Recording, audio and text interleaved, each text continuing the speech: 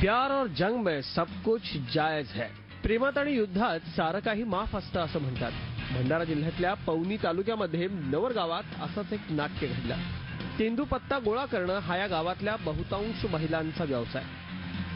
35 वर्षांची लता अशीच एकदा जंगलात गेली. संध्याकाळ झाली तरी ती परत आलीच नाही.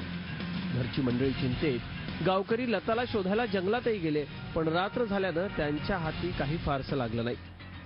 दुसऱ्या दिवशी पोलीस आणि वनविभागाकडे तक्रार केल्यानंतर भल्या पहाटे वनविभागाची टीम लताला शोधायला निघाली. वाटेत त्यांना रक्तानं माखलेली एक साडी आढळली. ती साडी लताचीच असल्याचा निर्वाळा तिच्या पतीनं दिला आणि वाघानं तिची शिकार केल्याचा निर्वाळा पोलीस आणि वनविभागाच्या अधिकाऱ्यांनी काढला. सगळीकडे लताला वाघानं खाल्ल्याची ओरड होते आणि सगळ्या गावात दहशत माजते. इथंच ही गोष्ट संपत नाही. खरं तर इथं ही गोष्ट सुरू होते. वाघ कधीच आपली शिकार पूर्ण खात नाही. महिलेच्या मृतदेहाचा कुठलाही अवशेष न मिळाल्यानं वनविभागाच्या अधिकाऱ्यांच्या मनात शंकेची पाल चुकचुकते आणि ते वेगळ्या दिशेनं तपास सुरू करतात. कपडे जे अंगावरचे पडले होते ते असे काढून टाकल्यासारखे दिसत होते. त्यामुळे शंका आली की सदरील प्रकरण हे वाघानं मारलेलं नसून दुसरा कुठला तरी प्रकार आहे. मग त्या दृष्टीने आम्ही प्रयत्न केला आणि 5 ते 6 दिवस सगळेजण मिळून जंगल पूर्ण पालथं घातलं.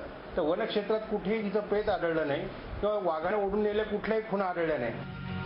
त्याचं झालं असं की लताचं गावातल्याच शंकर नावाच्या एका पुरुषासोबत सूत जुळलं होतं.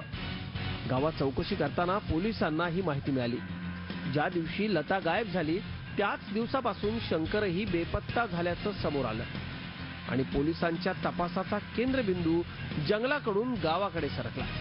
गुप्त बातमीदारांना माहिती काढली असता